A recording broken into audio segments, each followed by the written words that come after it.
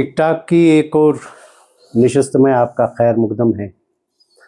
आज की नशस्त के हमारे ख़ास मेहमान जुनैद कुरैशी साहब है।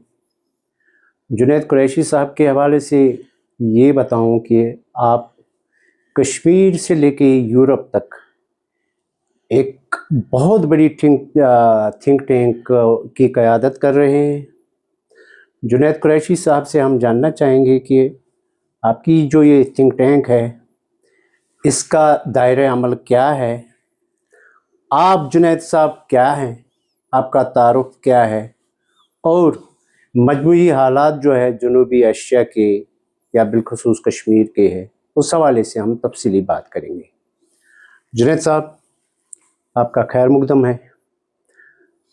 पहले तो नाजरीन की दिलचस्पी के लिए आपका तारुफ जानना चाहेंगे कि जुनैद साहब कहाँ पले बड़े हैं, कहाँ इनकी इब्तदाई तालीम हुई है, पैदाइश कहाँ हुई है, और आज चूँकि आप जनूबी एशिया के हवाले से एक यूरोपी थिंक टैंक जिसका मैंने ज़िक्र किया उसकी क़यादत कर रहे हैं, नाज़रीन की दिलचस्पी के लिए आपको बताऊं कि आप ज़रा इस पर तफसीली रोशनी डालिएगा। सबसे पहले तो मैं आपका शुक्रिया अदा करता हूँ, आपका बहुत मशकूर हूँ कि आपने मुझे मदऊ किया इस बातचीत के लिए। और आपको मैं आपके जो हाल ही में ये एक नया वन वॉइस वन नेटवर्क आपने स्टार्ट किया है, इसका मैं खैर मकदम करता हूँ, आपको मुबारकबाद पेश करता हूँ। देखें, ये बड़ा मुश्किल सवाल आपने कर लिया कि मैं अपना तारुफ ख़ुद करवाऊँ। इंसान की हमेशा एक कोशिश ये रहती है कि वो अपने काम से मुतारिफ़ हो जाए, तो इसलिए मैं अपना तारुफ अपने काम से ही करवा लेता हूँ आपको। मैं ख़ुद तो किसी तारीफ़ के लायक नहीं हूँ। ये है कि जो आपने सवाल किया कि देखिए मैं कश्मीर में रहा हूँ एक्सटेंडेड पीरियड्स के लिए। तो जिस तरह कि आपको पता है कि हमारी फैमिली जो है वो पॉलिटिक्स से जो भी मतलब मेरी वो पॉलिटिक्स नहीं है, बट मेरी फैमिली की एक पॉलिटिक्स थी। उसकी वजह से हम एक मुख्तलिफ़ जगहों पर रहे हैं। तो लेकिन मुस्तकिल तौर पे मैंने अपनी तालीम जो बचपन से है, तकरीबन 5-6 साल की उम्र से, वो मैंने एम्स्टर्डम नेदरलैंड्स में हासिल की है। तो वहीं पर मैंने स्कूलिंग, हायर एजुकेशन, यूनिवर्सिटी सारा वहीं पर किया है, सब वहीं पर पढ़ा है। तो और वहाँ पर मैंने फिर पढ़ाई के बाद मुख्तलिफ़ काम किया, जिसको आप मतलब जॉब्स कहें, पार्ट टाइम जॉब्स कहें, फुल टाइम जॉब्स कहें। फिर कोई 10-1 साल बैंक में नौकरी की, और साथ साथ ये था कि मेरा हमेशा से मतलब आप कह सकते हैं शौक़ था, या मेरी एक जज्बा था लिखने का या पढ़ने का। तो जब मैं नौकरी भी करता था तो मैं वक्तन वक्तन कुछ लिखता था, कुछ आर्टिकल लिखता था। मेरे ख़्याल में, जहाँ तक मुझे अगर याद होगा, शायद मेरा पहला आर्टिकल मैंने 19 साल की उम्र में लिखा। आज मेरी उम्र 43 साल है, और कश्मीरी अखबार के लिए लिखा था। तो आहिस्ता आहिस्ता आदमी जब अपनी लाइफ में तजुर्बा और थोड़ा बहुत पैसा हासिल करता है काम करके, उससे फिर ये होता है कि वो फिर कोशिश ये करता है कि उसका जो पैशन है वो उसको मंजर आम पे लाने की कोशिश करे। तो मेरी यही कोशिश रही कि जब मैंने एक अच्छी खासी 10-1 साल 12 साल नौकरी करके अपने लिहाज से, देखें आदमी तो कब्र तक सीखता ही रहता है, लेकिन अपने लिहाज से मुझे ये लगा कि मैंने कुछ तजुर्बा हासिल किया है, اور اب میں اپنا اگر کوئی میرا کوئی پیشن ہو یا کوئی خواب ہو اس کو میں پرسیو کر سکتا ہوں. تو اس وقت یہ تھا کہ میں اس دوران بھی، اپنے کام کے دوران بھی، اپنی نارمل نوکری کے دوران بھی، میں مختلف جو کانفرنسز ہوتی تھیں یا بحث ہوتی تھی ساؤتھ ایشین پولیٹکس پہ، کشمیر پہ، تو اس پہ ان میں شرکت کرتا تھا، اور جہاں جہاں ہو سکتا تھا، کیونکہ میرا جو کام تھا بینک میں وہ بھی ایک رسک جو مطلب میں ایک آپریشنل مینیجر تھا رسک مینجمنٹ ٹیم کا، جس میں رسک، فائنینشیل رسک نہیں بٹ پولیٹیکل رسک کی انالیسس ہوتی تھی کہ ایک بینک کہیں پر اگر کسی بڑی کمپنی کو کوئی لون دیتا ہے، فنڈنگ کرتا ہے یا اپنی کوئی برانچ کھولتا ہے، وہاں اس ایریا، اس جگہ کی پولیٹیکل رسک کتنی مطلب مثبت ہے. تو میں اپنے اس وجہ سے بھی قانون میں نے پڑھا ہے، اپنی تعلیم میری فارمل ایجوکیشن لاء میں ہوئی ہے، حالانکہ میں نے کبھی پریکٹس نہیں کیا بٹ لاء پڑھا ہے. اور میں پھر یہ کرتا تھا کہ میں اس کانفرنسز میں، اس جگہوں پر جا کے شرکت کرتا تھا، اپنے اگر کوئی موقع دیتا تھا تو اپنے ویوز پیش کرتا تھا. پھر آہستہ آہستہ وہ انٹرنیشنل پلیٹ فارمز میں، جیسے کہ یورپین پارلیمنٹ ہے یا یونائٹڈ نیشنز ہے، یا بالخصوص United nations human rights council ہے، وہاں پر جاتا تھا. اور دیکھیں میں کوئی بہت بڑی نامور ہستی تو ہوں نہیں، تو پرسنل ٹائٹل پہ میں کتنی کوئی بات کر سکتا ہوں. اور یہی جو وہاں پر میرے دوست تھے، زیادہ تر جو یورپین دوست تھے، جو ان محکموں میں عہدے دار تھے، انہوں نے مجھے پھر بعد میں یہی سمجھایا. انہوں نے یہ کہا کہ دیکھیں آپ جو کر رہے ہیں بہت اچھا کر رہے ہیں، لیکن آپ دلائی لاما تو ہے نہیں، یا آپ کوئی فارمر پریزیڈنٹ تو ہے نہیں کہ آپ پرسنل ٹائٹل پہ یہ بات کرتے رہیں. اس کو آپ کو انسٹیٹیوشنلائز کرنا پڑے گا اگر آپ اس کو سیریسلی پرسیو کرنا چاہتے ہیں. تو پھر کچھ دوستوں کے ساتھ مل کے ہم نے یہ ایفساس کی، European foundation for south Asian studies کی تعمیر کی. اور یہ بیسیکلی ایک ریسرچ آرگنائزیشن ہے، اور یہ ریسرچ کرتی ہے socio economic political situation south Asia کی جو ہے اس پہ. اس کا ایک فوکس ہے زیادہ، وہ ہندو پاک ریلیشنز ہے، دہشت گردی ہے، اور جموں کشمیر ہے. بٹ اس کے ساتھ ساتھ دیکھیں one has to go with جو آپ کی خطے میں جو اس وقت مختلف پولیٹیکل وولٹائل سچویشنز ہیں، اس کو مد نظر رکھتے ہوئے بہت ٹائم تک ہم نے صرف ریسرچ افغانستان پہ کی، کیونکہ افغانستان ایک بہت بڑا ایشو تھا. بنگلہ دیش ایشو رہا ہے، مالڈیوز ایشو رہا ہے، سری لنکا ایشو رہا ہے، نیپال کافی حد تک ایک ایشو رہا تھا. تو یہ دیکھنا پڑتا ہوتا تھا کہ دیکھیں جہاں پر انڈو پاک ریلیشنز ٹھنڈے پڑ گئے ہیں بٹ بنگلہ دیش ایک بہت بڑا ایشو ہے، تو آپ کی ریسرچ شفٹ ہو جاتی تھی بنگلہ دیش پہ. اس کی فنڈنگ جو ہے ہمیں مختلف اداروں سے آتی ہے. اس کی فنڈنگ ہمیں یورپین یونین سے آتی ہے. ان کے ساتھ ہم نے مل کے کوئی ایز اے لیڈر، مطلب کہ ہم اس پروجیکٹ کو لیڈ کر رہے تھے، کوئی 4-5 پروجیکٹ کیے ہیں.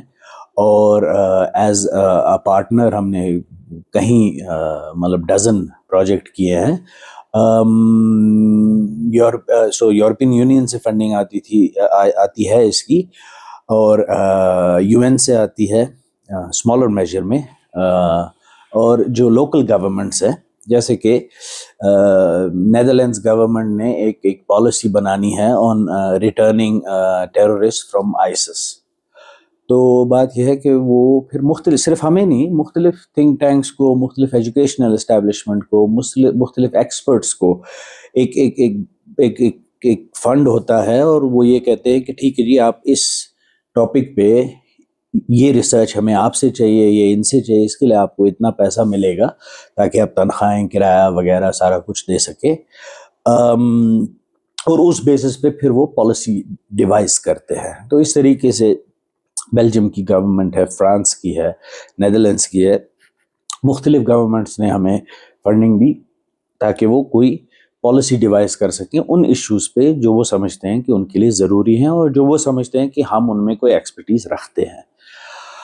تو یہ کام اور پھر ہم نے اپنی مختلف ریسرچ پریزنٹ کی ہے, یو این میں بہت دفعہ پریزنٹ کی ہے, ہیومن رائٹس کاؤنسل میں پریزنٹ کی ہے, ہم نے EU پارلیمنٹ میں کئی کانفرنسز کی ہے, مختلف لوکل پارلیمنٹس میں, نیشنل پارلیمنٹس میں ہم نے پریزنٹ کیا ہے, مختلف یونیورسٹیز میں, جس میں مطلب میں فخر سے یہ کہہ سکتا ہوں کہ آکسفورڈ یونیورسٹی, کیمبرج یونیورسٹی, روم کی بہت ہی پرانی ایک یونیورسٹی لوئیز یونیورسٹی, ان یونیورسٹیز میں بھی ہم نے اپنی جو ریسرچ ہے ان کو اس کو پریزنٹ کیا ہے.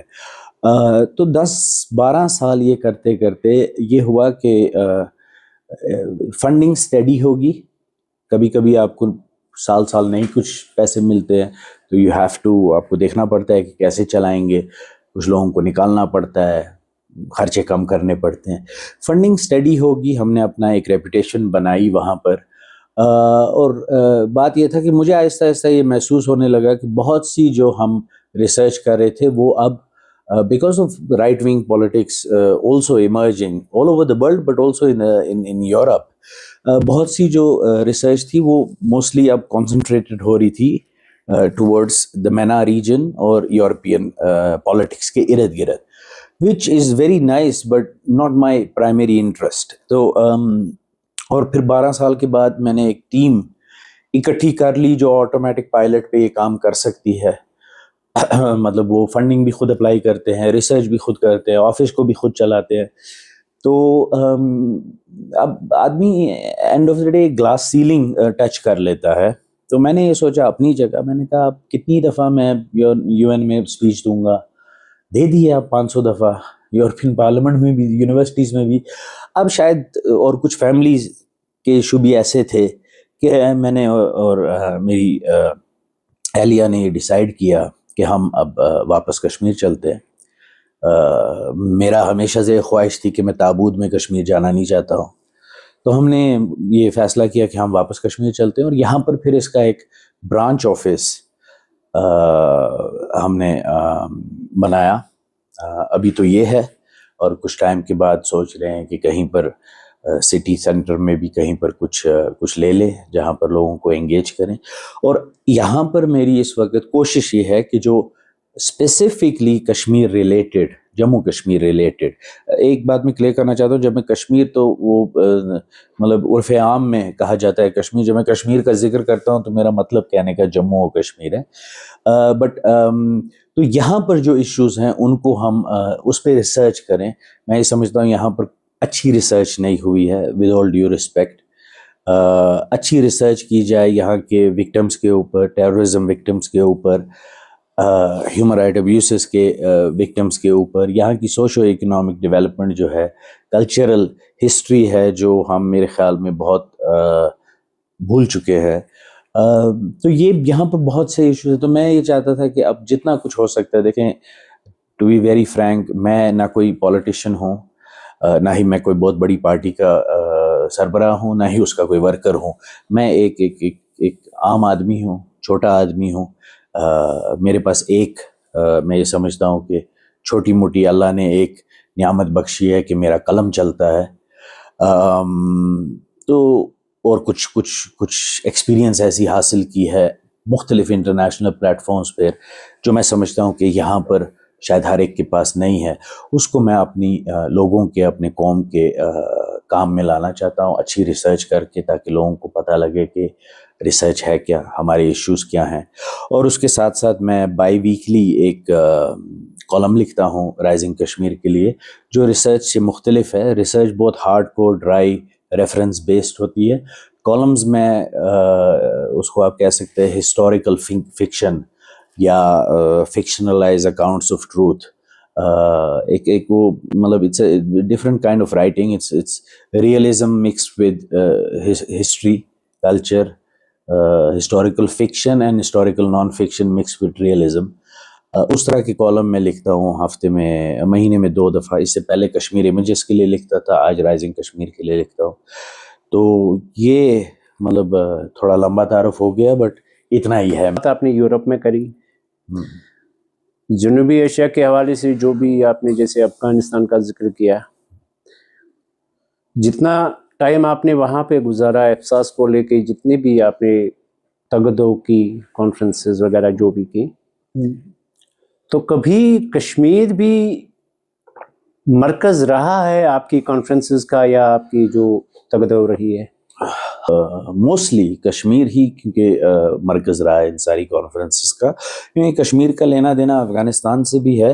اگر آپ کو یاد ہو کہ 90s میں جو یہاں پر دہشت گردی ارلی 90s لیٹ 80s میں سٹارٹ ہوئی، اس کا سوویت افغان جہاد سے بہت لینا دینا تھا، آج بھی ہے. پھر یہ ہے کہ جو ہندوستان پاکستان کی مین دشمنی کا ایک وجہ ہے، پولیٹیکلی، ریلیجسلی ایک الگ بحث ہے، یا ہسٹوریکلی پولیٹیکلی وہ کشمیر ہے. اور پھر میں خود کشمیر سے ہوں، میری فیملی، اب تو میں خود یہاں رہتا ہوں، میری فیملی یہاں رہتی ہے، تو آف کورس کشمیر تو ہمیشہ سے مرکز رہا ہے، ہمیشہ سے. کہ یہاں کی اب جسے اسٹرکچرل پولیٹکس کہیں گے وہ چینج ہوئی، شفٹ ہو گئی ہے ایبروگیشن کے بعد. ابھی تک جو ہے کیا زمینی حقائق آپ کو کیا لگتا ہے، کہاں پہ آپ کو لگتا ہے کہ ایگزیکیوشن میں مطلب پازیٹیونیس ہے یا خامیاں ہے؟ چونکہ یہ ایک بڑا ایک ایشو، مطلب ایٹ لیسٹ جو سیریسلی کسی چیز پہ ایک تھاٹ پروسیس کرتے ہیں ان کے حوالے سے ہے. تو آپ اس سارے عمل کو کیا دیکھتے ہیں؟ 2019 کو سمجھنے کے لیے آپ کو بہت پہلے جانا پڑے گا. جی 2019 اچانک نہیں ہوا. To make it very clear, 2019 جس طریقے سے ہوا اس سے میں ایگری نہیں کرتا ہوں. لیکن بات یہ ہے کہ 2019 کیوں ہوا، کیسے ہوا، اتنی ریشنالٹی میں سمجھتا ہوں کہ میں اپنے آپ میں پاتا ہوں کہ میں یہ سمجھ سکتا ہوں کہ ہوا کیوں، اور جنہوں نے کیا ان کے آرگیومنٹس کیا تھے جن میں بھی ایک میرٹ ہے. Again it's an issue of agreement and disagreement. I don't agree with it. ٹھیک، اب لیکن ایک پولیٹیکل ریالٹی یہ بن گیا ہے، تو میں کتنا بھی کہہ لوں میں ایگری نہیں کرتا ہوں بھائی، اب تو آج تو یہ ایک پولیٹیکل ریالٹی ہے. بٹ اس کو سمجھنے کے لیے ہمیں بہت پیچھے جانا پڑے گا، تھوڑا سا پیچھے کم از کم جانا پڑے گا. دیکھیں، بات یہ ہے کہ میں یہ سمجھتا ہوں کہ ہندوستان واحد ملک ہے جس کے پاس کشمیر کا لیگل ٹائٹل ہے. اونرشپ، لیگل اونرشپ جو ہے کشمیر کی، جموں و کشمیر کی، وہ صرف ہندوستان کے پاس ہے، نہ وہ پاکستان کے پاس ہے، نہ وہ چین کے پاس ہے. دوسری بات یہ ہے کہ دیکھیں، آپ سے مراد میری مطلب ہم کشمیریوں سے ہے. کشمیریوں نے لیٹ 80s میں، شیخ صاحب کے دور میں بھی کشمیریوں کی ایک رائٹس موومنٹ تھی، پولیٹیکل تھی، ڈیموکریٹک تھی. ٹھیک ہے، اس میں جو سیاسی داؤ پیچ ہوتے ہیں، کبھی مذہب کو استعمال کیا جاتا تھا، کبھی مسلم کارڈ کو، کبھی کسی اور کارڈ کو، وہ برصغیر کی سیاست میں وہ ایک عام بات ہے. اگر آپ یہی چیز آج تو چلے شاید مختلف ہو سکتا ہے، یہی چیز اگر آپ یورپ میں کریں گے تو people will Firaun upon these things. But برصغیر میں ریلیجس کارڈ کا بھی استعمال کرنا، کبھی کوئی اور ذات کا کارڈ استعمال کرنا، فیوڈلزم، یہ ساری چیزیں یہاں عام ہیں. تو شیخ صاحب کے دور میں بھی کشمیریوں کی ایک رائٹس موومنٹ رہی، موسٹلی مطلب مہاراجہ کو لے کے، اور اس کے بعد ہندوستان کی گورنمنٹ، سینٹرل گورنمنٹ کے ساتھ. بٹ وہ مطلب in essence leaving a bit here and there aside, in essence secular and democratic تھی وہ موومنٹ. آپ نے جب اینڈ 80s میں، بگننگ آف 90s میں، آپ نے جب ایک غاصب ملک سے بندوق لے لی اور وہ بندوق اٹھا کے آپ نے جہاد کا نعرہ لگا لیا یہاں پر، اور نظام مصطفیٰ کا نعرہ لگا دیا، وہاں سے 2019 سٹارٹ ہوتا ہے. اور میں یہ سمجھتا ہوں کہ اس بندوق کو پھر آپ نے بہت جلدی کمیونلائز کر لیا، اس بندوق کو پھر آپ نے بہت جلدی اپنے پرسنل سکور سیٹل کرنے کے لیے استعمال کیا، خوبصورت لڑکی سے شادی کرنے کے لیے استعمال کیا، دکاندار سے کرایہ معاف کرنے کے لیے استعمال کیا، آپ نے غنڈہ گردگی کی. پھر بھی ہندوستان نے یہاں پر آپ کو کوشش کی ڈیموکریٹک مین اسٹریم کرنے کی. ٹھیک ہے, اس میں ہندوستان سے غلطیاں بھی ہوئی ہوں گی, میں یہ نہیں کہتا ہوں کہ مطلب غلطیاں نہیں ہوئی ہوں گی. ظاہر سی بات ہے, جب چاروں طرف سے بندوقیں چل رہی ہیں اس میں انسانی حقوق کی خلاف ورزیاں بھی ہوئی ہوں گی, ہندوستان سے بھی ہوئی ہوں گی, باقیوں سے بھی ہوئی ہوں گی, ہم سے بھی ہوئی ہوں گی, اور ہوئی ہیں, اس میں کوئی شک نہیں ہے. تو بات یہ ہے کہ مطلب فیمسلی ریممبر کرتا ہوں میں کبھی کبھی, دیکھیں نرسمہا راؤ صاحب نے بہت کوشش کی یہاں ایک پولیٹیکل پروسیس سٹارٹ ہو. انہوں نے جو بڑے بڑے یہ رہنما تھے اس دہشت گردی کی مہم کی, ان کو جیلوں سے رہا کیا, ان کو پولیٹیکل پروسیس میں مطلب حصہ لینے کی دعوت دی. انہوں نے پھر چلے ٹھیک ہے ایک حریت کانفرنس بنا لیا, کچھ اور بنا لیا, پھر یہاں الیکشن ہوئے 96 میں, پھر آہستہ آہستہ آہستہ واجپئی صاحب نے یہاں پر ایک نعرہ لگایا, جمہوریت, انسانیت اور کیا کہتے ہیں, جمہوریت, انسانیت اور دوسرا کچھ اور تھا, مجھے یاد آئے گا ابھی, کشمیریت, جمہوریت, انسانیت اور کشمیریت. انہوں نے بھی ایک پولیٹیکل پروسیس سٹارٹ کیا, لاہور گئے, پاکستان کے ساتھ ریلیشن شپس کو بہتر کرنے کی کوشش, یہاں تک کہ پاکستان میں ایک ملٹری ڈکٹیٹر تھا لیکن ان کے ساتھ انہوں نے پیس پروسیس کو کک سٹارٹ کیا. منموہن سنگھ صاحب نے کیا, مودی صاحب نے کوشش کی جب انہوں نے اپنی انوگریشن کے لیے میاں صاحب کو یہاں پر بلایا تھا. تو بات یہ ہے کہ پولیٹیکل پروسیس ہندوستان نے مختلف جگہوں پر اس کو فروغ دینے کی کوشش کی. اب یہاں کے جو لوگ تھے جو یہاں پر نام نہاد مطلب لیڈر بنے پھرتے تھے, انہوں نے اس قوم کو یرغمال بنا کے رکھا ہوا تھا اور ہندوستان کو یرغمال بنا کے رکھا ہوا تھا, اور وہ کسی بھی لحاظ سے آگے چلنے کی کوشش نہیں کرنا چاہتے تھے. 2016 میں یہاں پر ایک ڈیلیگیشن آئی دلی سے بات کرنے کے لیے, تو یہاں کے نام نہاد لیڈروں نے ان کے منہ پہ دروازہ بند کر دیا, وہ نہیں کھولا.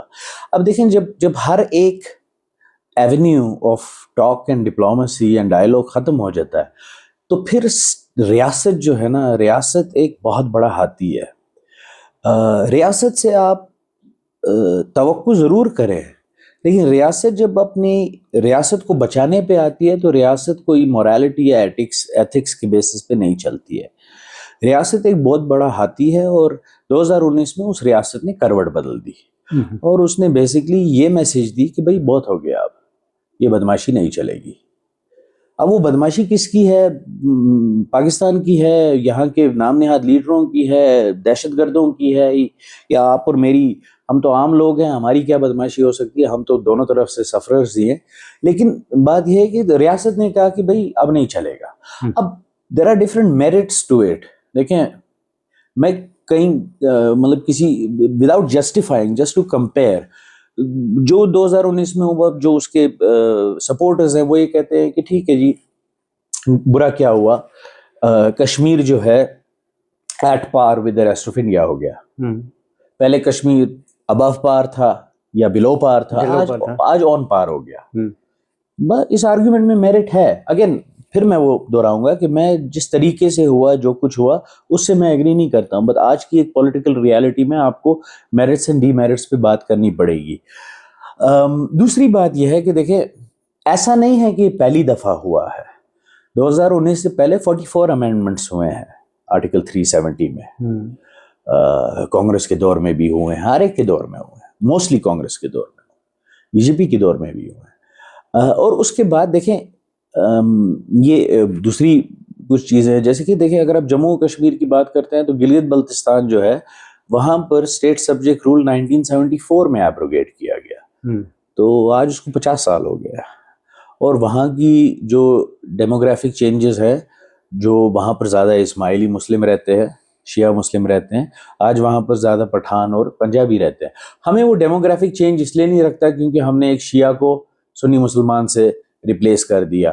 جہاں پر ہم وہیں پر ڈیموگرافک چینج کی بات کرتے ہیں جہاں پر ایک مسلمان کو ایک ہندو, کرسچن یا کسی اور مذہب سے آپ نے ایکسچینج کر دیا, تو وہاں پر آپ which is wrong. دیکھیں demographic change is not much to do with religion, it's about the cultural people جو وہاں کے رہنے والے ہیں.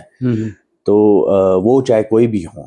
ڈیموگرافک چینج تو کشمیر میں بھی ہوا جب ہم نے پنڈتوں کو باہر پھینک دیا, تو وہ بھی ایک ڈیموگرافک چینج ہے. تو بات یہ ہے کہ 2019 اگین جو میں سمجھتا ہوں کہ جو نئی جنریشن ہے وہ 2019 کو 2019 کے پس منظر میں دیکھتی ہے, اور 2016 کے پس منظر میں دیکھتی ہے, 2008 کے پس منظر میں دیکھتی ہے. لیکن 2019 کو فل ہول جموں کشمیر اسٹیٹ, ہندوستان, پاکستان, اور یہاں کی جو ایک پولیٹیکل ہسٹری یا ایک وائلنٹ ہسٹری جو رہی ہے اس پس منظر میں دیکھنا ضروری ہے.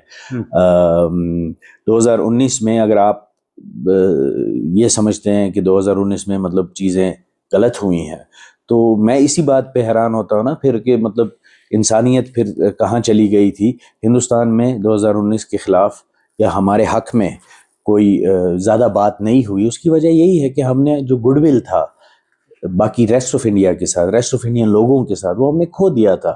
ہم ایک کرائے کی بندوق لے کے یہاں پر اپنے ہی لوگوں کو, چاہے وہ سپاہی ہو, چاہے وہ سی آر پی آفیسر ہو, چاہے وہ آرمی والا ہو, چاہے وہ عام کشمیری ہو, ہم ان کو قتل کر رہے تھے, یا ان کو یرغمال بنایا ہوا تھا بندوق کی بنیاد پہ.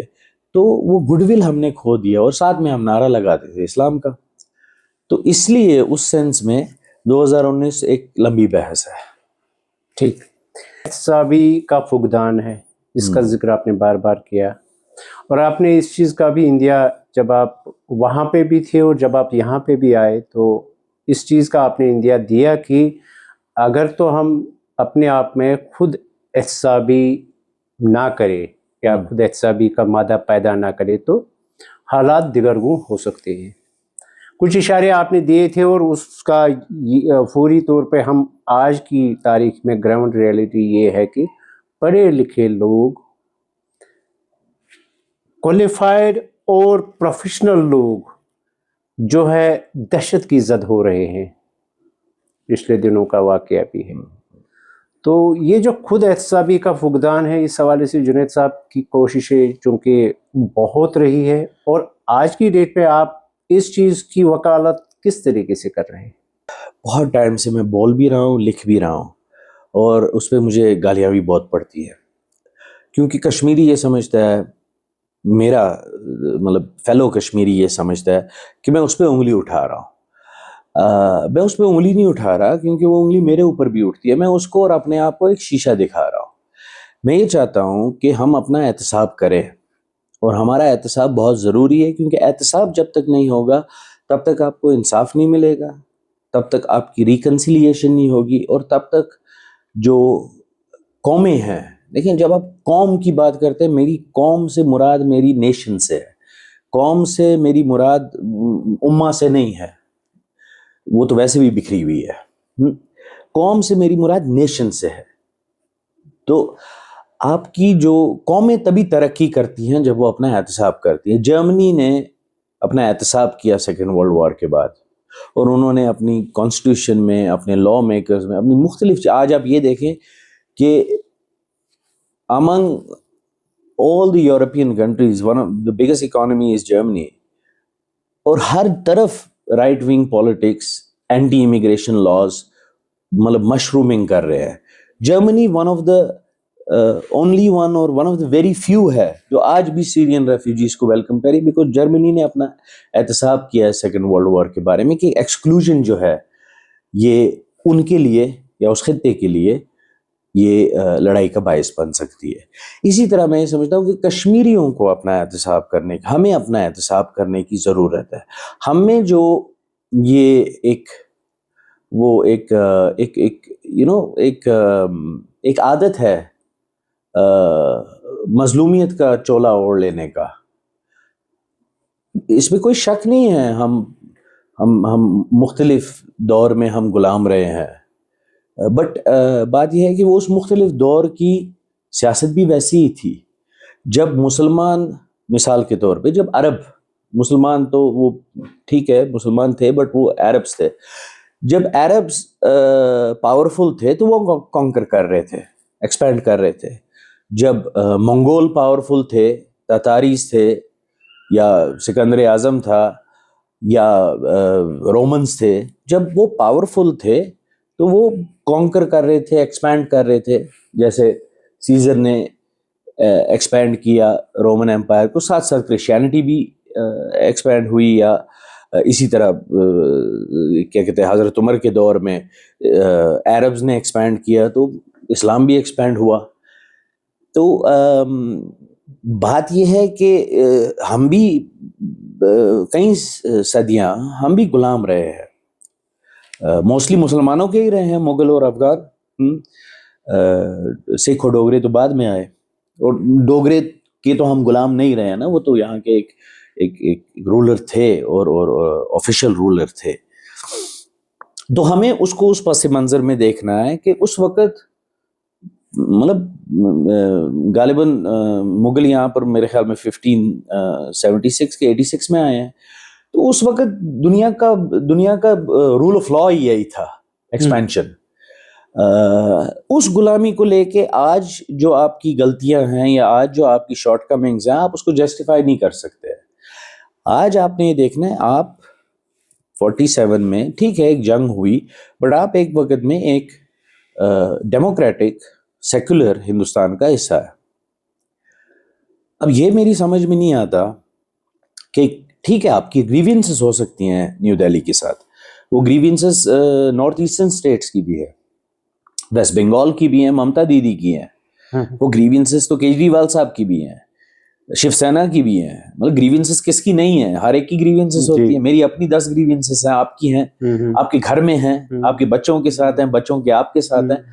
اب بات یہ ہے لیکن آپ ایک ڈیموکریٹک سیکولر انڈیا کا حصہ ہیں. آپ پھر ڈیموکریٹک سیکولر انڈیا کا حصہ ہوتے ہوئے آپ بندوق لیتے ہیں ایک تھیو فاشسٹ اسٹیٹ سے، پاکستان سے، اور ٹریننگ ان سے لیتے ہیں، اور یہ کہتے ہیں کہ ہم نے اس خطے کو جو ڈیموکریٹک سیکولر انڈیا کے پاس ہے، حالانکہ جیسے کہ میں نے آپ کو کہا پورے جموں و کشمیر کی لیگل ٹائٹل گلگت بلتستان کی بھی، POK کی بھی، اکسائی چین کی بھی ہندوستان کے پاس ہی ہے. لیکن جو حصہ ہندوستان کے پاس ہے، آپ یہ کہتے ہیں ہم نے اس کو ڈیموکریٹک سیکولر انڈیا سے اٹھا کے ہم نے اس کو ایک تھیو فاشسٹ اسٹیٹ کا حصہ بنانا ہے.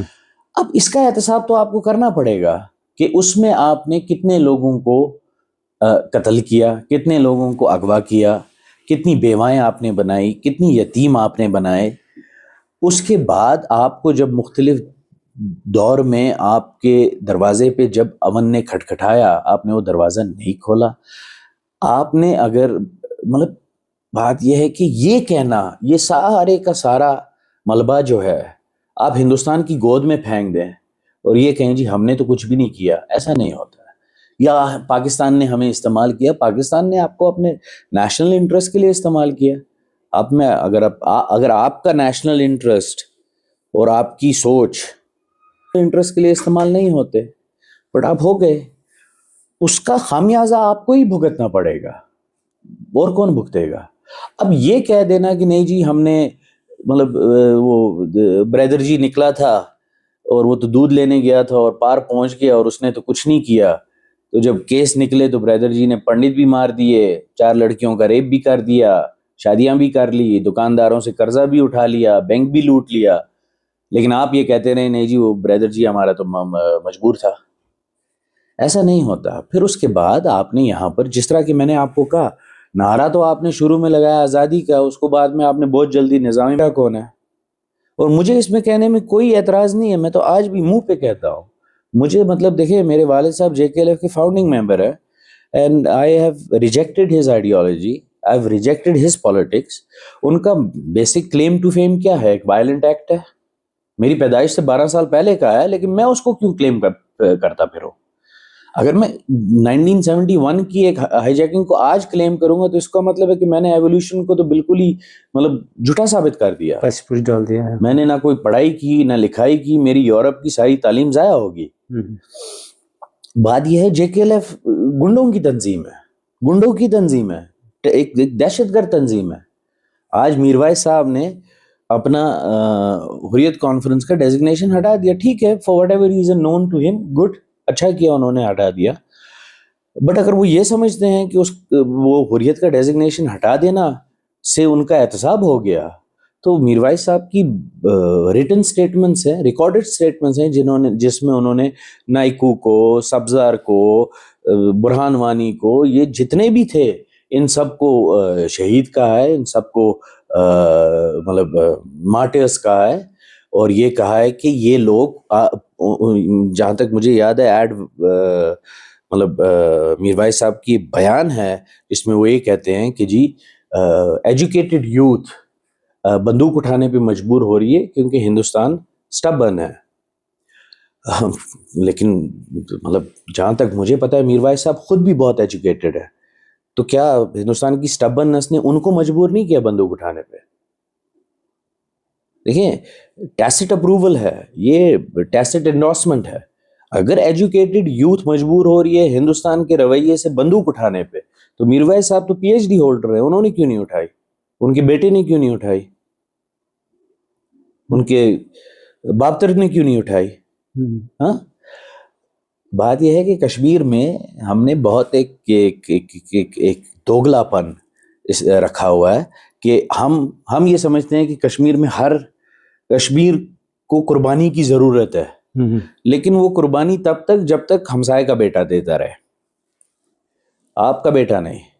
ٹھیک ہے, اسی طرح یہ جتنی بھی مطلب یہ جو آج جتنے بھی نام نہاد لیڈر ہیں جو جیلوں میں بند ہیں, یہ کوئی سیسیشنزم کے کیسز میں بند نہیں ہے. یہ کوئی وہ مطلب جیسے گاندھی جی کو اٹھایا جاتا تھا, نہرو جی کو اٹھایا جاتا تھا, سیسیشنزم کے کیسز میں بند کیا جاتا تھا اینٹی کلونیل لاز کے انڈر, یہ تو حوالہ کے کیس بھگت رہے ہیں, یہ ٹیررزم فائنینسنگ کے کیسز بھگت رہے ہیں.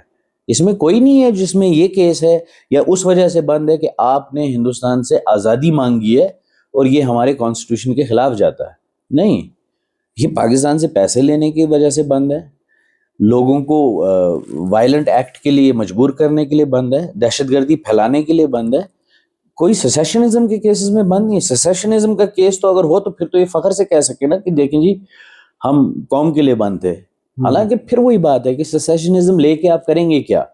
لیکن کہنے کا میرا مطلب یہ ہے کہ کشمیریوں کو احتساب صرف ان لیڈروں کو نہیں, ہمیں بھی احتساب کرنا ہے. مجھے یاد ہے جب برہان وانی مر گیا تھا تو بہت میں نے ایک بیان دیا تھا جس پہ بہت زیادہ شور مچا تھا, آج بھی مجھے وہ یاد ہے.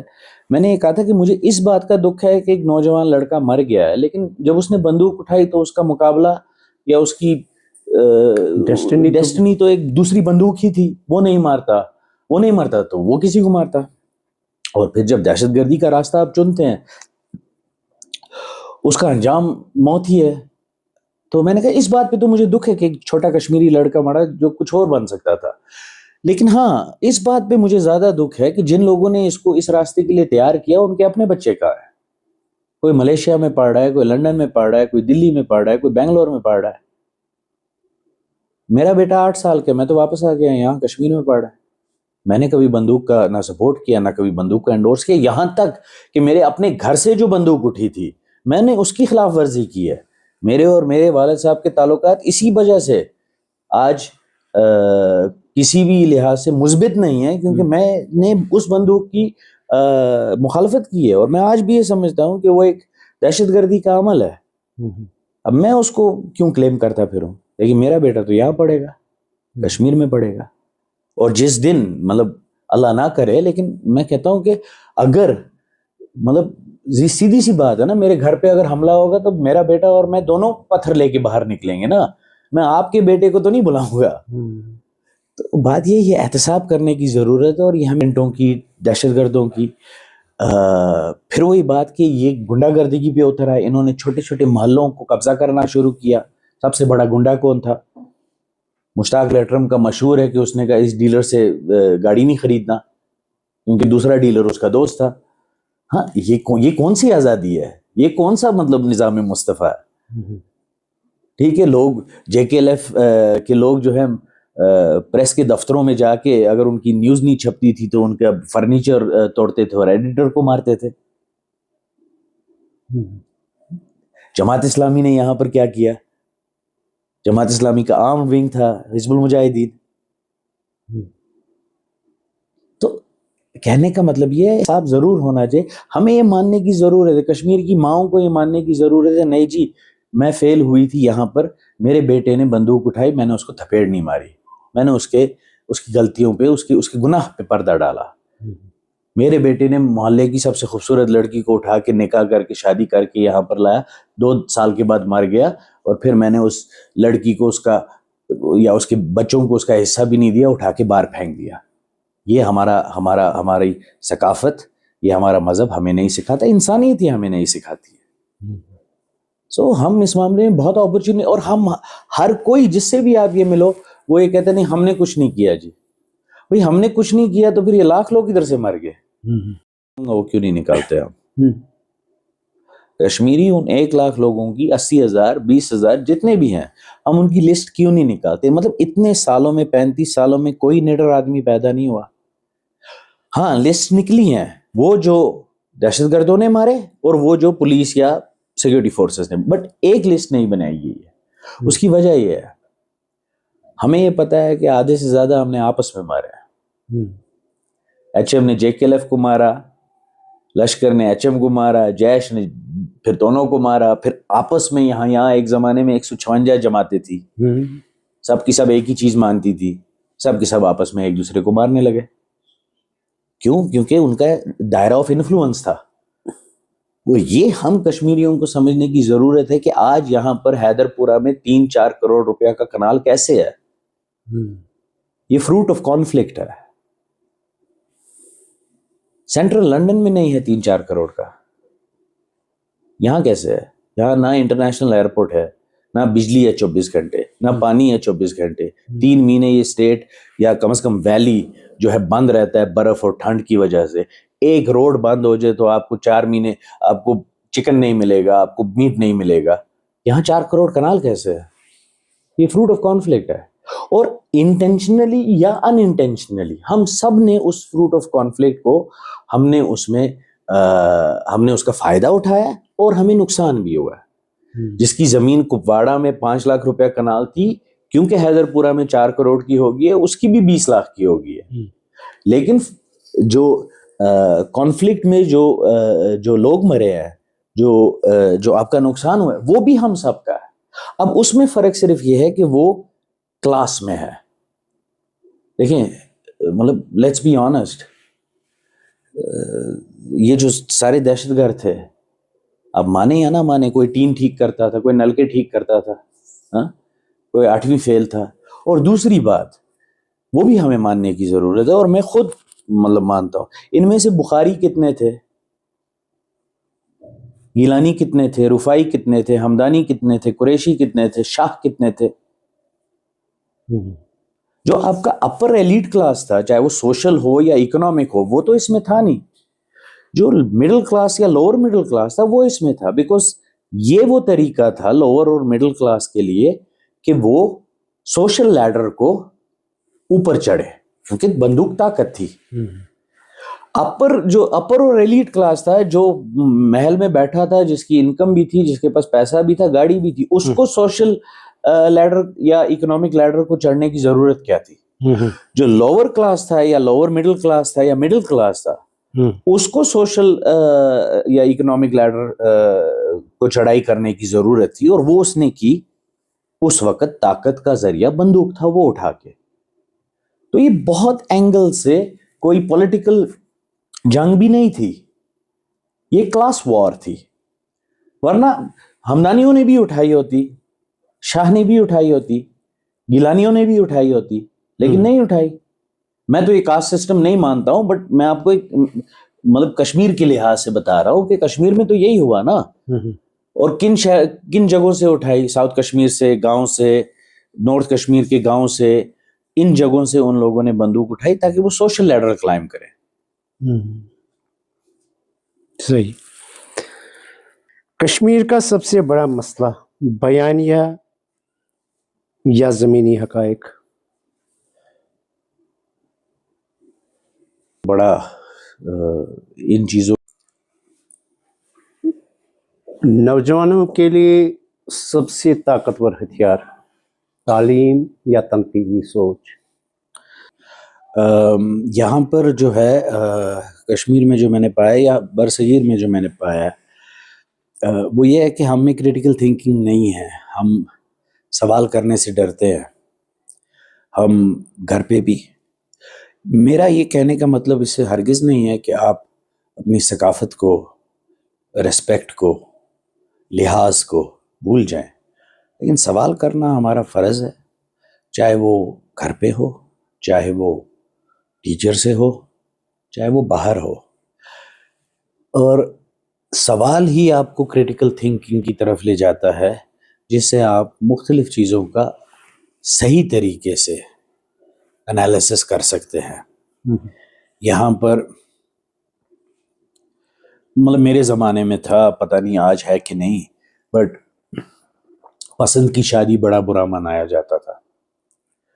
آج شاید مختلف ہوگا، بٹ اس وقت مجھ میں یہ تھا کہ میں نے سوال کیا، میں نے کہا کہ بھئی مذہب بھی اس چیز کی اجازت دیتا ہے، تو پسند کی شادی میں کیا برائی ہے؟ بہت سے میرے ہم عمر لوگ تھے جن کی شادیاں نہیں ہوئی اس وجہ سے. یا مثال کے طور پر کریٹیکل تھنکنگ، میں ہمیشہ اس بات پہ کبھی کبھی پریشان ہو جاتا ہوں کہ دیکھیں ہمارے گھروں میں ہم اپنے بچوں کو، مطلب یہاں کشمیر میں وہ نام نہاد آزادی کے نعرے لگے، لیکن ہم نے کبھی بھی اپنے گھروں میں اپنے بچوں کو، اپنی عورتوں کو، اپنے سے جو چھوٹے لوگ ہیں، چاہے وہ طاقت میں ہیں چاہے وہ عمر میں ہیں، ہم نے کبھی بھی ان کو آزادی دینے کی کوشش نہیں کی. ہم ہمیشہ بچے کو شروع سے ہی یہ کہتے ہیں کہ آپ کو ڈاکٹر بننا ہے. ڈاکٹر کا اتنا زیادہ ہم اس پہ پریشر ڈال دیتے ہیں. اب اگر وہ ڈاکٹر نہیں بن سکتا ہے تو سیکنڈ چوائس انجینئرنگ ہوتی ہے، اور اگر وہ بھی نہیں بن سکتا ہے تو چلیں پھر کوئی میری طرح اگر بیوقوف سا آدمی ہوگا تو قانونی پڑھ لے. میں کبھی کبھی اس بات پہ سوچتا ہوں کہ اگر کشمیر میں اس طرح ہی چلتا رہا اور سارے بچے ڈاکٹر بن گئے تو میکینک کون بنے گا، پینٹر کون بنے گا، رائٹر کون بنے گا؟ سوسائٹیز ایسے نہیں چلتی ہیں. کریٹیکل تھنکنگ یہ بھی ہے کہ آپ کو اپنے بچوں کو اپنے گھر میں آزادی دینے کی ضرورت ہے کہ وہ جو ان کی مرضی ہے وہ کریں، جب تک ٹھیک ہے وہ ایک ثقافت، ایٹیکیٹ اور لحاظ کے دائرے میں، ریسپیکٹ کے دائرے میں کریں. بٹ اگر ایک بچے کا شوق ہے پینٹر بننے کا تو اس کو بننے دیں، میوزیشین بننے کا شوق ہے اس کو بننے دیں. آپ کیوں اس پہ تھوپ رہے ہیں؟ اور یہی چیز مذہب میں بھی ہے. مذہب میں بھی ہم مختلف جگہوں پر مسجد میں جاتے ہیں، خطبہ سنتے ہیں، چاہے وہ عربی میں ہو یا چاہے کوئی ایسی زبان میں ہو جو ہمیں سمجھ نہیں آتا. ہم میں سے بہت کم لوگ ہوتے ہیں جو مولوی صاحب کو اٹھ کے جاتے ہیں اور کہتے ہیں ذرا اس کا مطلب سمجھا دیں. میرے اپنے گھر میں ایک لڑکا ہے، کام کرتا ہے، مدرسے میں پڑھا ہے، حفظ کیا اس نے، اور وہ 12 سال خود مدرسے میں پڑھاتا رہا. اور جب میں نے اس کو پوچھا تم نے قرآن کی تفسیر پڑھی ہے، کہتا ہے نہیں. تو میں بڑا حیران ہو گیا کہ لیکن جہاں تک کریٹیکل تھنکنگ کا سوال ہے نا، پاکستان کے رول کو اور ہندوستان کے رول کو کریٹیکلی اگر آپ اینالائز کریں گے کشمیر کی نسبت، تو دیکھیں پاکستان کی جو پولیٹیکل ڈاکٹرین ہے وہ 3 چیزوں پہ مشتمل ہے. ایک مسلم آئیڈینٹی. بہت سے پاکستانی یہ کہتے ہیں کہ محمد بن قاسم سب سے پہلا پاکستانی تھا. مسلم آئیڈینٹی ایک، کیونکہ وہ ملک بنا مسلم آئیڈینٹی پہ، تو یہ ایک ہے فاؤنڈیشن پولیٹیکل ڈاکٹرین کی. دوسری پولیٹیکل ڈاکٹرین کی ان کی فاؤنڈیشن ہے کہ ان کی یہ غلط خیال کہ وہ ایک مارشل ریس ہے. پاکستانی قوم میں مختلف قومیں ہیں لیکن کوئی بھی مارشل ریس نہیں ہے. اسی لیے وہ کبھی کلیم کرتے ہیں اینسیسٹری ترک سے، کبھی منگول سے، کبھی افغان سے، تو یہ سب مارشل ریس تھے. تھرڈ جو موسٹ امپورٹنٹ ہے اور وہ ریلیٹڈ ہے مارشل ریس اور مسلم آئیڈینٹی سے، وہ یہ ہے کہ اینٹی ہندو، اینٹی انڈیا، اور وہاں آتا ہے کشمیر کا ایشو. تو پاکستان نے جو بھی رول کشمیر کے تئیں اپنایا ہے وہ اپنے نیشنل انٹرسٹ اور ان 3 فاؤنڈیشنز کے بیسس پہ اپنایا ہے. ان کو ہم کشمیریوں سے کوئی ہمدردی نہیں ہے، کیونکہ مسلم آئیڈینٹی آپ کی تب تک برقرار رہے گی جب تک آپ اینٹی ہندو رہیں گے، اور مارشل ریس کا جو مطلب غلط فہمی ہے وہ بھی تب تک برقرار رہے گی جب تک آپ اینٹی ہندو اور مسلم آئیڈینٹی کو کلیم کرتے رہیں گے. تو یہ کریٹیکل سوچ ہے کشمیر کو لے کے. اسی طرح کشمیر کے ایشو کو لے کے ہندوستان اور پاکستان کا رول دیکھیں. میں نے ہمیشہ سے یہ کہا ہے کہ جو مطالبات ہمیں ہندوستان سے کرنے چاہیے تھے وہ ہم نے پاکستان سے کیے، جو پاکستان سے کرنے چاہیے تھے وہ ہندوستان سے کیے. ہم نے ہندوستان سے یہ مطالبہ کرنا چاہیے تھا کہ کشمیر کو اکٹھا کرو کیونکہ لیگل ٹائٹل ہندوستان کے پاس ہے، اور پاکستان سے یہ مطالبہ کرنا تھا کہ یہاں ریفرینڈم کرواؤ کیونکہ وہ پہلی شرط جو ہے وہ ان کے اوپر لاگو ہوتی ہے کہ انہوں نے اپنی فوجیں باہر نکالنی. ہم یہاں ہندوستان کو کہتے رہے ریفرینڈم کراؤ، پاکستان کو کہتے رہے کہ ہمیں اکٹھا کرو.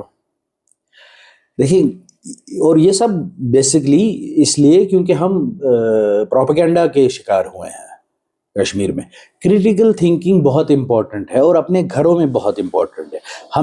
میں یہ سمجھتا ہوں ہم بہت غلط راستے پہ اس لیے چل رہے ہیں کہ ہم اپنے بچوں کو خدا سے ڈراتے ہیں. کریٹیکل تھنکنگ ہونی چاہیے. ہم نے تو یہ پڑھا ہے کہ خدا غفور و رحیم ہے، خدا معاف کرنے والا ہے. ہمارا بچہ شام کو کھانا نہ کھائے تو ہم کہتے ہیں اگر یہ کھانا ختم نہیں کیا تو اللہ ناراض ہوگا، جہنم میں ڈالے گا، آگ میں ڈالے گا. مطلب آپ کیا کر رہے ہیں؟ آپ خدا کو اپنے بچوں کے سامنے شیطان کی طرح پیش کر رہے ہیں. آپ کو تو اپنے بچوں کو خدا سے پیار کروانا ہے، خدا سے عشق کروانا ہے. خدا کو آپ سے عشق ہے، آپ سے پیار ہے. یہ پوری دنیا اس نے آپ کے لیے بنائی ہے. لیکن ہم بچوں کو یہ کہتے ہیں اگر جھوٹ بولا خدا جہنم میں ڈالے گا. نہیں، ہمیں یہ بولنا ہے کہ خدا تم سے پیار کرتا ہے اور خدا نے تمہیں یہ کہا ہے کہ جھوٹ مت بولا کرو، جو سچ بولتا ہے میں اس کے ساتھ ہوں. It's a little bit of tweaking of the wording. یہ نہیں کہنا ہے کہ خدا تم پہ ناراض ہو جائے. 5 سال کے بچے سے خدا کیا ناراض ہو جائے گا؟ تو کریٹیکل تھنکنگ مذہب میں، پالیٹکس میں اور اپنے گھر میں یہ انتہائی ضروری ہے. ہمیں سوال کرنا، سوال کا جواب مانگنا. یہ جو لیڈر ہیں سارے یہ جلسوں میں جاتے تھے، تقریریں کرتے تھے، کوئی بیچ میں سے اٹھ کے کوئی سوال کرنا چاہتا تھا تو ان کے ہی گنڈے آ کے اس کو باہر نکال دیتے تھے. حضرت عمر کے دور میں تو وہ یہ کہتے تھے کہ میرے پاس ایک جوڑا ہے، اور جب وہ گھر گئے تو انہوں نے دیکھا کہ ان کی بیگم نے ایک اور جوڑا لایا تھا تو انہوں نے وہ جوڑا واپس کر دیا. انہوں نے کہا میرے لیے ایک بہت ہے، ورنہ قوم مجھ سے سوال کرے گی کہ دوسرے کی ضرورت کیا. اب ہم ان کے ساتھ تو اپنا موازنہ نہیں کر سکتے ہیں، لیکن بات یہ ہے کہ یہ آپ کی انسپریشنز ہیں نا، آپ کی انسپریشنز یہ ہیں. آپ ہر جگہ پر، ہم تو مطلب دیکھیں جہاں پر ہمیں یہ لگتا ہے کہ ہمارا مذہب اس میں ہے، تھریٹ میں ہے، تو ہم پولیس اسٹیشن بھی جلا دیتے ہیں، ڈیمونسٹریشن بھی کر لیتے ہیں، لوگوں کو مار پیٹ بھی، یہاں تک قتل بھی کر لیتے ہیں. اور کشمیر میں ہم چکن اور رشتے کی بنیاد پہ ہم حضور صلی اللہ علیہ وسلم کی قسمیں بھی دے دیتے ہیں، اللہ خدا کی قسمیں بھی دے دیتے ہیں. کیا کر رہے ہیں ہم؟ کریٹیکل تھنکنگ بہت ضروری ہے یہاں کے لیے، ہر ایک کے لیے. اور ہر ایک کا رول جو ہے، حضرت علی کا قول ہے کہ یہ مت دیکھو کون کہہ رہا ہے، یہ دیکھو کہ کیا کہہ رہا ہے. بات یہ ہر ایک کا رول آپ نے ڈسپیشنلی، یہ بھول جائیے، چھوڑیں یہ مذہب. یہ دیکھیں مذہب آپ کا پرسنل افیئر ہے، آپ کا اور آپ کے خدا کا.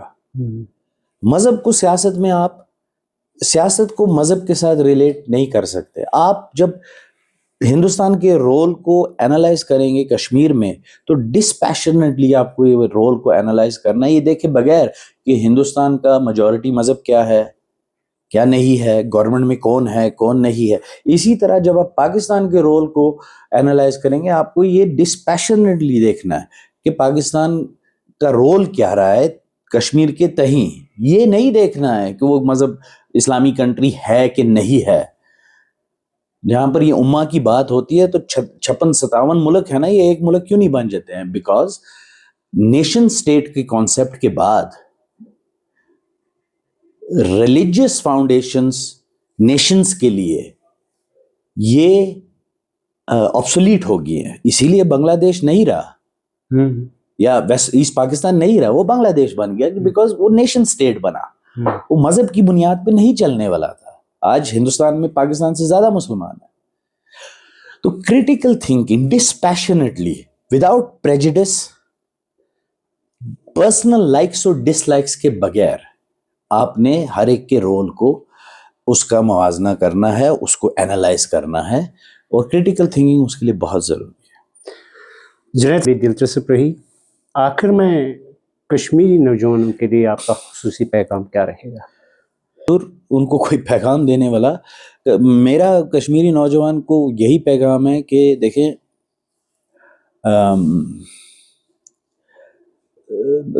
پیغام کیا, میں ایک چھوٹے یا ایک بڑے بھائی کی حیثیت سے ایک مشورہ ہی دے سکتا ہوں. پیغام دینے والا میں کوئی نہیں ہوں, بٹ مشورہ میرا یہی ہے کہ ان کو یہی ہے کہ مہربانی کر کے پولیٹیکل ریالٹیز کو ایکسیپٹ کریں, اپنی ایک آئیڈینٹی کارو آؤٹ کریں آج کی پولیٹیکل ریالٹی کو مد نظر رکھتے ہوئے. بندوق آپ کا دشمن ہے, پتھر آپ کا دشمن ہے, کسی بھی قسم کا وائلنس آپ کا دشمن ہے. ہندوستان اور پاکستان کو کوئی فرق نہیں پڑے گا. یہ بہت بڑے ہاتھی ہیں, بہت بڑے ملک ہیں, ان کو آپ کے ایک پتھر, ایک کلاشنکوف, ایک گرنیڈ سے کوئی فرق نہیں پڑے گا. آپ کا مذہب آپ کو اس چیز کی اجازت نہیں دیتا, آپ کی ثقافت آپ کو اس چیز کی اجازت نہیں دیتی. مہربانی کر کے وائلنس سے, کسی بھی قسم کے وائلنس سے دور رہیں. میں ایک ایسے گھر سے تعلق رکھتا ہوں جہاں پر وائلنس نے جنم لیا, اور میں یہ وثوق سے اس لیے کہہ سکتا ہوں کہ وائلنس سے انسان کو کچھ نہیں ملتا ہے. دوسری بات یہ کہ اپنے انٹرسٹ کو ہم آہنگ کریں اپنے ملک, اپنے قوم, اپنی نیشن کے انٹرسٹ کے ساتھ. اس میں مذہب کو, کلچر کو, پرسنل لائکس ڈس لائکس کو بالکل ہی پرے رکھیں,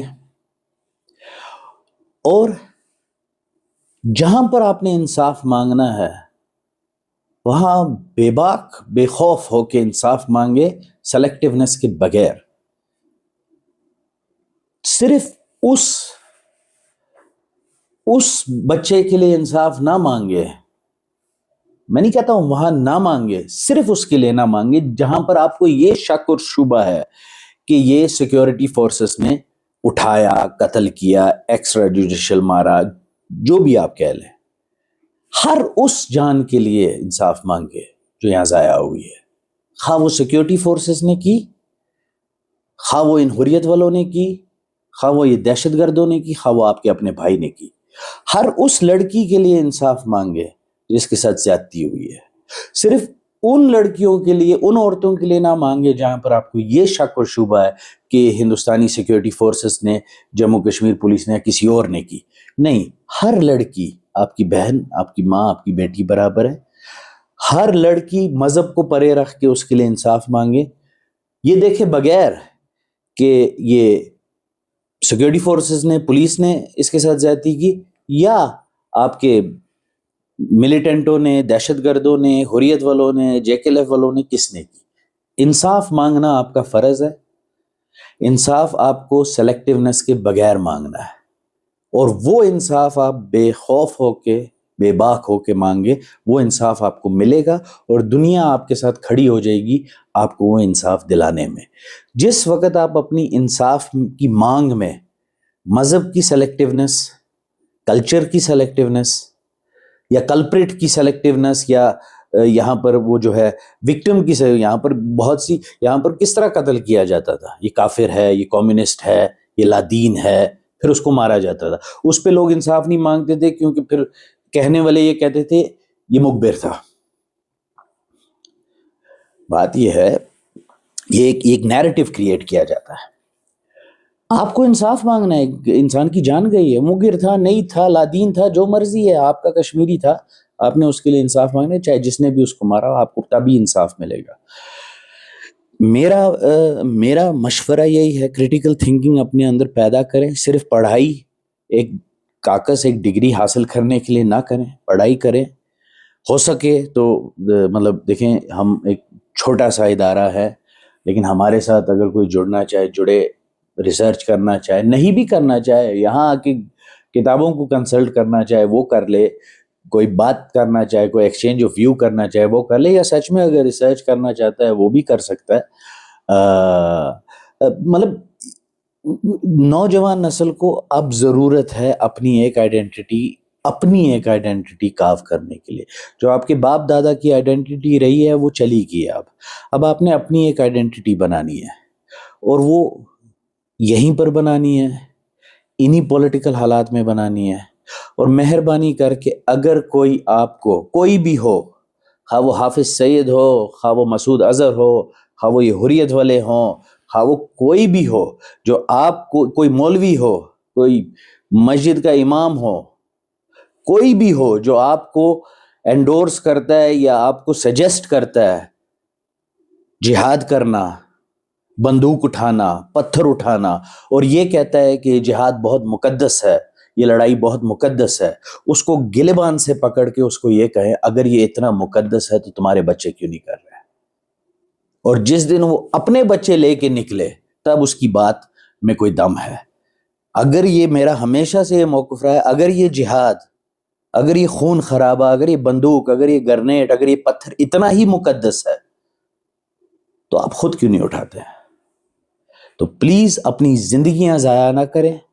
آپ کو نہیں پتا یہ چھوٹے چھوٹے پتھر جو آپ مارتے ہیں, اس سے آپ اپنا ٹیلنٹ, اپنی جوانی گوا رہے ہیں, اور یہی پتھر اینٹ بن کے ان لوگوں کے محل بناتے ہیں. تو مہربانی کر کے اپنی آئیڈینٹی کاو آؤٹ کریں, اور اس میں ہندوستان مطلب سینٹرل گورنمنٹ کا, لوکل گورنمنٹ کا بھی ایک رول بنتا ہے. ان کو بھی چاہیے ایسے ایونیوز کریٹ کرنا یہاں کے لوگوں کے لیے, یہاں کے بچوں کے لیے, جہاں پر وہ اپنے ٹیلنٹ کو شوکیس کر سکے. ریڈیکلائزیشن صرف ٹیرورسٹ کو مارنے سے فائٹ نہیں ہوتی. آپ کا اپنا ایک نیریٹو ہونا چاہیے ارریسپیکٹو آف پاکستان, چین, امریکہ کیا نیریٹو چلا رہا ہے. یہاں پر کوئی نیریٹو نہیں ہے, یہاں پر کاؤنٹر نیریٹوز ہے. ایک بم بلاسٹ ہوتا ہے, ایک ٹیرورسٹ پکڑا جاتا ہے, بندوق, تو یہاں پر کاؤنٹر نیریٹوز ہوتے ہیں. میڈیا والے چینلز پہ اچھلنے لگتے ہیں, شور شرابے ہوتے ہیں, ڈیبیٹ ہوتے ہیں, ختم ہو جاتا ہے, پھر چپ ہو جاتا ہے, پھر ایک چیز ہوتی ہے, پھر ایک ارریسپیکٹو آف آل دیز تھنگز ایک انڈیپینڈنٹ نیریٹو کی ضرورت ہے. ریڈیکلائزیشن, ڈی ریڈیکلائزیشن سے زیادہ ضرورت ہے اینٹی ریڈیکلائزیشن, اور وہ بہت ہی پہلے اور بہت ہی چھوٹے لیول پہ سٹارٹ ہوتی ہے. یہاں کیوں نہیں کمیونٹی سینٹرز بنتے ہیں جہاں پر بچے پینٹنگ سیکھتے ہیں مفت میں؟ وہ بچے لائف سکلز, مطلب میں کہتا ہوں ہابیز, لائف سکلز کو بھی چھوڑیں. یہاں فٹ بال کلب میں آپ کو ہے نا, بندوق تو نہیں اٹھانا چاہتا ہے, کیوں نہیں دیتے ہیں؟ یہاں انڈور سوئمنگ پول کتنے ہیں 5 اسٹار ہوٹلز میں؟ آپ ہر ایک کے پاس 5 اسٹار ہوٹل کے پیسے تو نہیں ہیں. یہاں کیوں نہیں کمیونٹی سینٹرز بنتے ہیں جہاں بچوں کو بیکنگ سکلز سکھائی جائے, جہاں بچوں کو پینٹنگ سکھائی جائے, رائٹنگ سکھائی جائے, اسکیچز سکھائے جائے, سوئمنگ پول انڈور بنے. چلیں ٹھیک ہے, لڑکا لڑکی کے لیے الگ بنے, جہاں پر لڑکا لڑکی ایک پاس لے کے جا سکتے ہیں اور اپنا ٹائم پاس کر سکتے ہیں, سوئمنگ سیکھ سکتے ہیں. بیڈمنٹن کورٹ بنے, ٹینس کورٹ بنے. یہ بچے جائیں بھی کہاں؟ یہاں سے نوکریوں کا اتنا فقدان ہے کہ نوکریاں نہیں ہیں, سارا ٹیلنٹ آپ کا برین ڈرین ہو رہا ہے, یہاں سے باہر جا رہا ہے. چاہے وہ بنگلور جا رہا ہے, دلی جا رہا ہے, بامبے جا رہا ہے, گلف جا رہا ہے, یورپ جا رہا ہے. یہ اتنا برین ڈرین اگر یہاں سے ہوگا, رہے گا کیا یہاں پر؟ بٹ لائف دیکھیں, میں لال چوک میں کبھی چلتا ہوں, لڑکے لڑکیاں چل رہے ہیں, کبھی کہیں کافی پی رہے ہیں, کبھی مطلب you have to engage these people. ان کو انگیج کریں. اور یہ کے لیے لوکل گورنمنٹ کے لیے جن کے پاس کروڑوں روپیہ ہے اپنی سیکیورٹی کے لیے, اپنی گاڑیوں کے لیے, تو یہ کوئی بڑی بات نہیں ہے. ایک کمیونٹی سینٹر 20 لاکھ روپیہ میں بن جائے گا, اندر ایک بیڈمنٹن کورٹ لگا لے, ایک ٹینس کورٹ لگا لیں. بنگلور اور دلی میں تو جو سوسائٹی کے فلیٹس ہوتے ہیں اس میں 4 بیڈمنٹن کورٹ ہوتے ہیں. ٹھیک ہے, جو وہاں کے لوگ ہیں, میں یہ وثوق سے کہہ سکتا ہوں, وہاں کے جو ماں باپ ہیں, وہاں کے جو کمیونٹی لیڈرز ہیں, وہ اس میں اپنی کنٹریبیوشن کرنے کے لیے بھی تیار ہوں گے. آپ ایک چھوٹی سی فیس رکھ لیں. لیکن ریڈیکلائزیشن کو آپ تب فائٹ نہیں کر سکتے ہیں جب ایک بندے نے یہ فیصلہ کر لیا میں نے فدائین کرنا ہے. اینٹی ریڈیکلائزیشن آپ کو بالکل ہی لو لیول پہ سٹارٹ کرنی ہے. آپ بچوں کو مطلب بچوں کو انگیج کرے، خاص کر نوجوان نسل کو مختلف چیزوں میں انگیج کرے. کھانا بنانا سکھائیں، بیکنگ سکل سکھائیں، 10 ایسی چیزیں ہیں جن میں آپ ان کو انگیج کریں. وہیں سے ٹیلنٹ آپ کا نکل سکتا ہے. یہاں پر پریویلیج لوگوں کے لیے گولف ہے، اس میں بھی پتہ نہیں کتنے لاکھوں روپیہ فیس لگتی ہے. کیوں؟ غریب کا بچہ گولف نہیں کھیل سکتا. کیوں نہیں کھیل سکتا؟ غریب کے بچے میں ٹیلنٹ نہیں ہے کیا؟ یہ گولف آپ مطلب کوئی صرف ایلیٹ کلاس کے لیے ہے؟ میں آپ کو کہہ رہا نا، میں 6 مہینے سے در بدر گھوم رہا اپنے بیٹے کو فٹ بال کلب جو یہ ہے پولو ویو کے پاس، وہاں پر اس کو داخلہ نہیں دے رہے ہیں. کبھی یہ بہانہ، کبھی وہ بہانہ، کبھی یہ چیز. ٹینس کہاں ہے؟ ٹینس یہاں انڈور ٹینس، آؤٹ ڈور ٹینس، بیڈمنٹن، والی بال. یہاں پر جو بچے جو گھاس چرائی کی زمین ہوتی ہے اس کو والی بال کی مطلب کوڈ بنا کے وہاں کھیلنا شروع کر دیتے. کیا ہمارے لیڈران کو، کیا ہمارے پولیٹیشنز کو، سیاستدانوں کو یہ نظر نہیں آتا؟ ہاں، قافلہ لے کے 6 فارچونر لے کے اور گاڑیاں لے کے گھومنا، وہ ان کے لیے پیسے ہیں، اس کے لیے پیسے نہیں ہیں. کیوں نہیں ہے؟ پیسہ بہت ہے، اس کا استعمال ضروری ہے. تو میں یہی کہوں گا کہ اپنی نوجوان نسل مانگ بھی جو ہے وہ مانگ کرے ان چیزوں کی جو پولیٹیکل ریالٹی میں فٹ ہوتا ہے، جو وہ کر سکتے ہیں اور جو یہ دے سکتے ہیں. آپ یہاں بیٹھ کے نظام مصطفیٰ کی مانگ کریں گے، کوئی نہیں دے گا آپ کو. اور پھر نظام مصطفیٰ یہاں پر اگر آ گیا، اس کے بعد کیا ہوگا؟ شیعوں کو رہنے دو گے؟ احمدیوں کو رہنے دو گے؟ کرو گے کیا؟ مطلب بات یہ ہے کہ مانگ یہ کریں جو آپ کی ضرورت ہے، آپ کی سکلز کو ڈیولپ کرتی ہے، آپ کو آگے لے جاتی ہے. Libraries, how many libraries are there in Srinagar? There are no libraries. At least I have not seen a public library. ایک آدھی ہوں گی، ہو سکتا ہے میں غلط ہوں، بٹ لائبریریز، پبلک لائبریریز نہیں ہے. یونیورسٹیز میں ہے، باہر نہیں ہے. پبلک لائبریریز جس کو آپ کہتے ہیں، پبلک مطلب میوزیمز 1-2 ہیں، 1-2 میں نے دیکھے ہیں، بٹ پبلک بھائی لوگوں کو کوئی چیز تو چاہیے، راحت کا سامان تو دے دو. بالکل راحت کا سامان جو ساتھ ساتھ ان کے اسکل کو ڈیولپ کرے اور ان کو بزی رکھے. یہ چیز یہاں پر بہت ضروری ہے.